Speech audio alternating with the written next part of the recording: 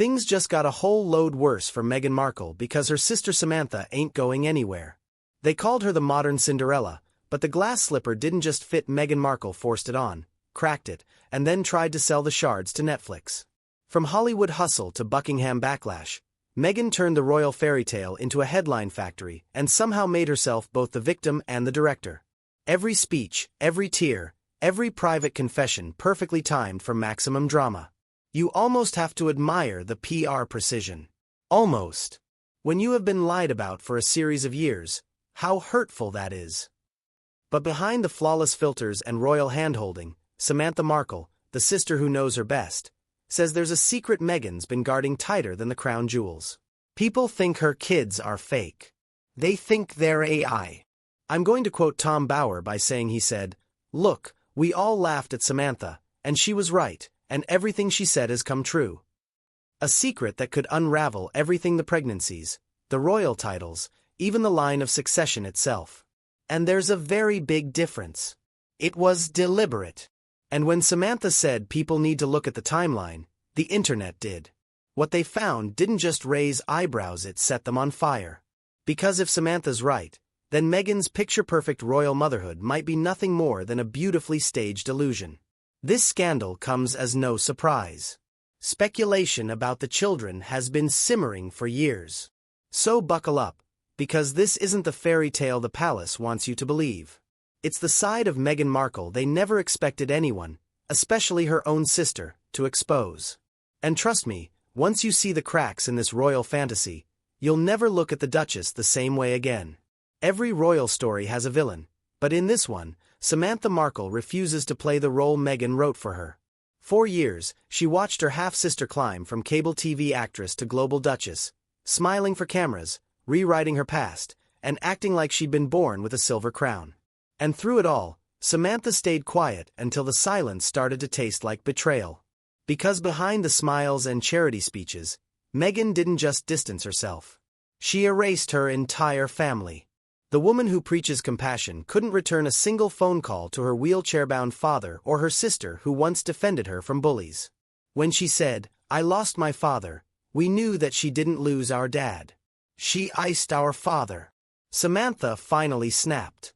She said, "If Meghan can rewrite history, then I'll remind the world what really happened." And then came her bombshell, a single cryptic line: "People need to look at the timeline." No rage, no insults, just that one sentence. But it hit harder than any royal scandal before it, because everyone knew what she meant. Meghan's pregnancy timeline never quite made sense. The dates, the photos, the secrecy, the story was full of holes. And while Meghan's PR team scrambled to bury the chatter, Samantha just smiled, as if she knew something the rest of the world wasn't ready to hear. If you had those things, it would be very easy just to put them out there and say, "This is what happened. You know, this is what it is." But that was only the beginning. Because once she started talking, the cracks in Meghan's perfect royal image began to split wide open. When Samantha said, "Look at the timeline," most people rolled their eyes until they did. Because the deeper you dig into Meghan's so-called miracle pregnancies, the messier it gets. In October 2018, Kensington Palace announced that Meghan was expecting, just 5 months after her royal wedding. Cute, right?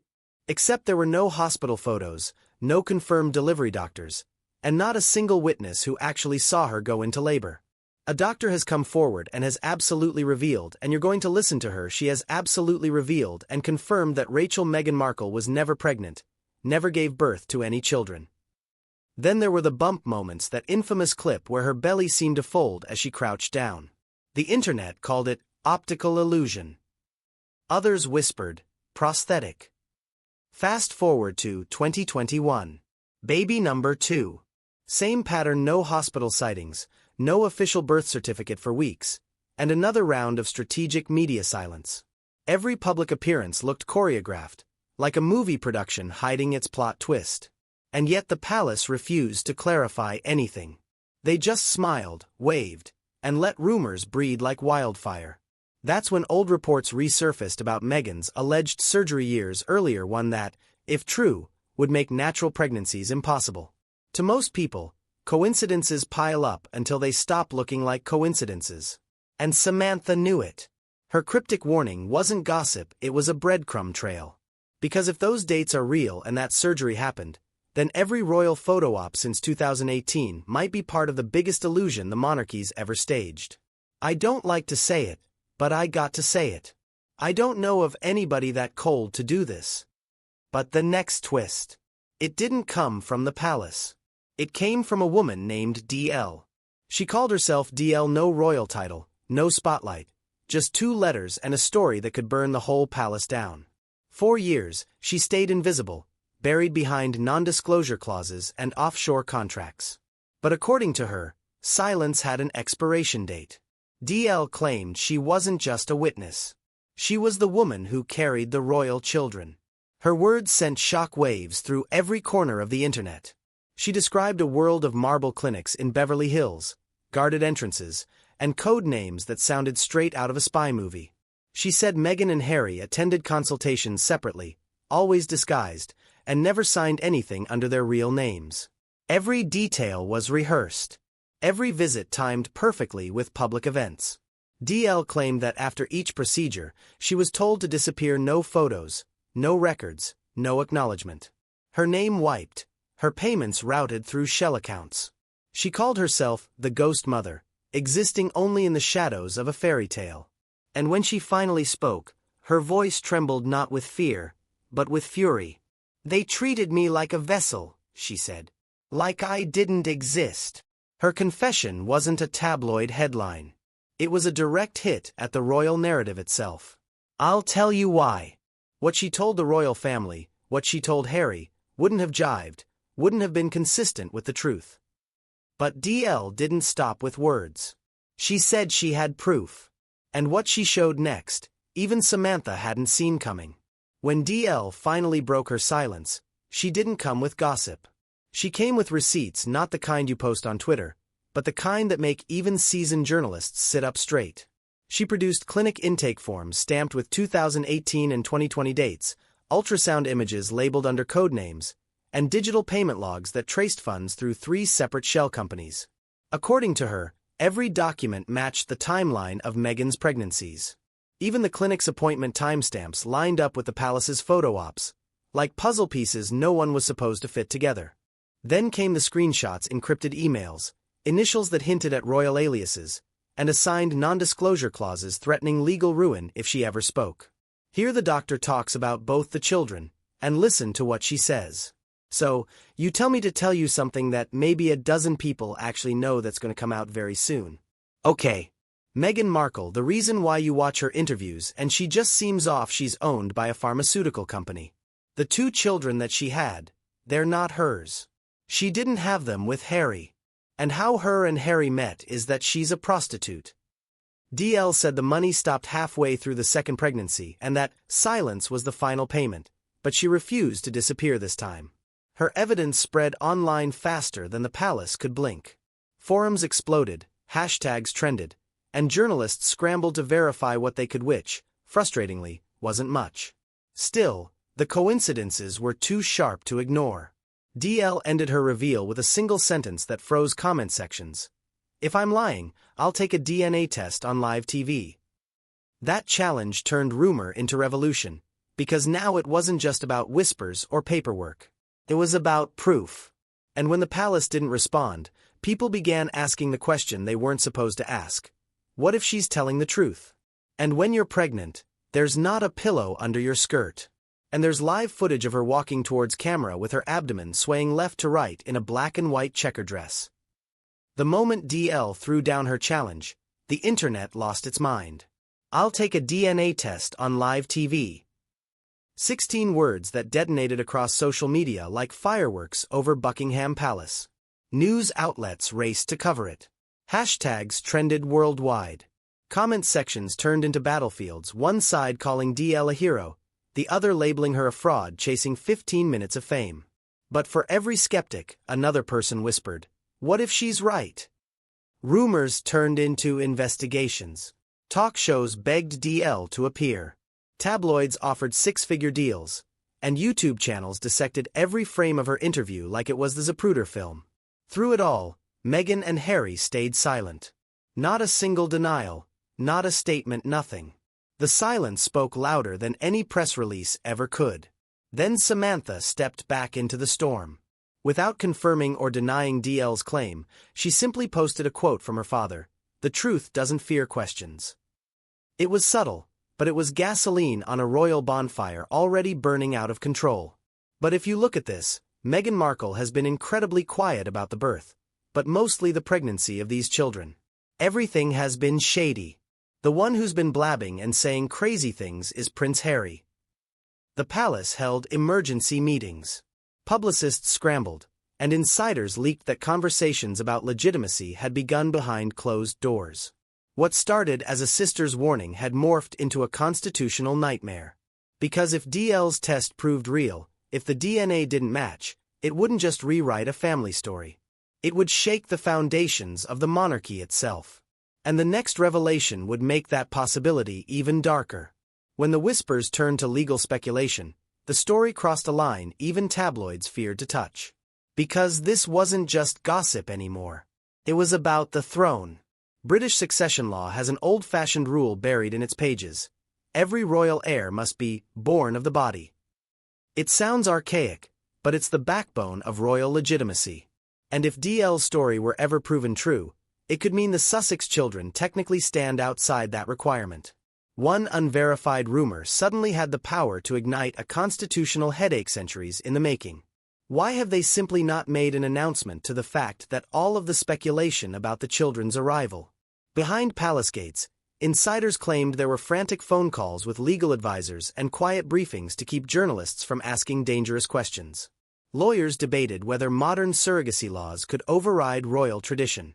Politicians avoided microphones like landmines. Meanwhile, the public split down the middle.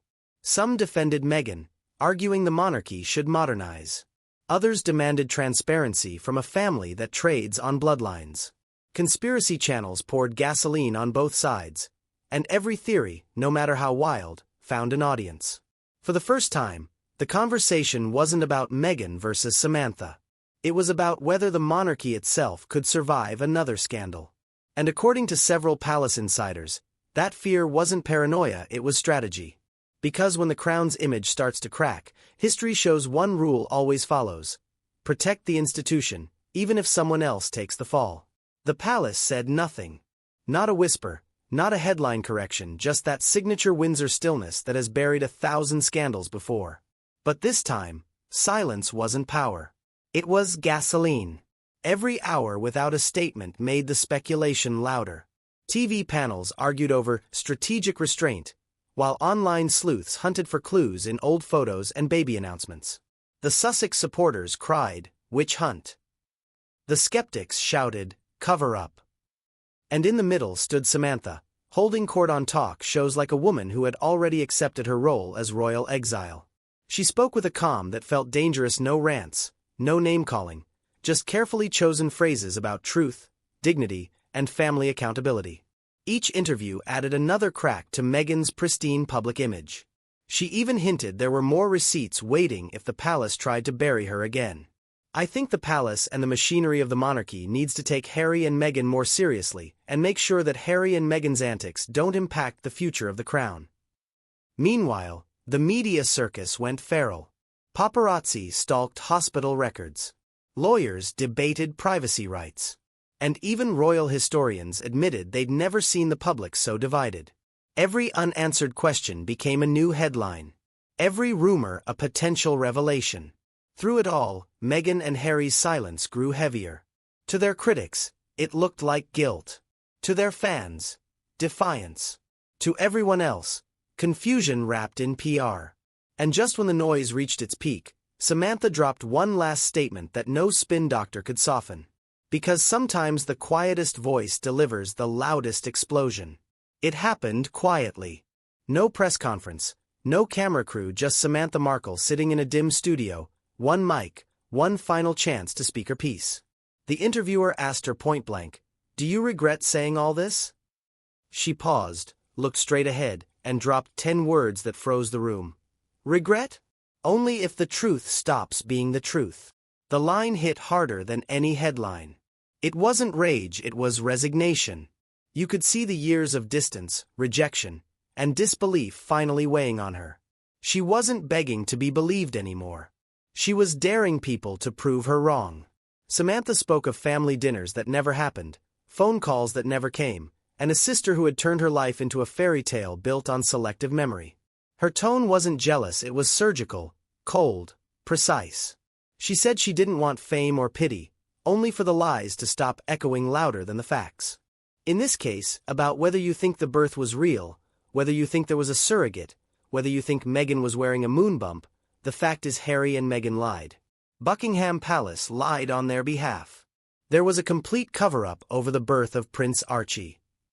And when the interview ended, she left the world with one more line: history will remember who told the truth first. The clip went viral within hours. Supporters called her brave, critics called her cruel, but everyone watched. Because whether you loved or hated Meghan, one thing was undeniable. Samantha's words cracked the royal illusion wide open. And for the first time, the fairy tale didn't end with happily ever after. It ended with a question no one could answer. So after all the whispers, the interviews, and the evidence that set the internet on fire, what's left? A family divided, a monarchy dodging questions, and a sister who refuses to be silenced. Maybe Samantha's claims are fact. Maybe they're fury. But one thing's certain: they've exposed cracks in the royal image that no PR team can ever fully repair. Because when truth becomes a battlefield, reputation is the first casualty. And in this story, everyone's bleeding: the Duchess, the sister, the palace itself. But before you decide who you believe, you need to see what started this storm. Our previous deep dive uncovered how Meghan's pregnancy story unraveled when Candace Owens dropped shocking proof that left royal insiders scrambling. It connects every detail you've just heard: the timelines, the secrecy, the receipts, and it changes everything. If you thought today's revelations were wild, you haven't seen anything yet. So don't stop here. Binge the next exposé waiting for you right now. Hit subscribe to Star Spotlight, turn on notifications, and join the viewers uncovering what really happens behind royal curtains. Because the truth doesn't fade, it evolves. And the next chapter might just be the one that exposes it all.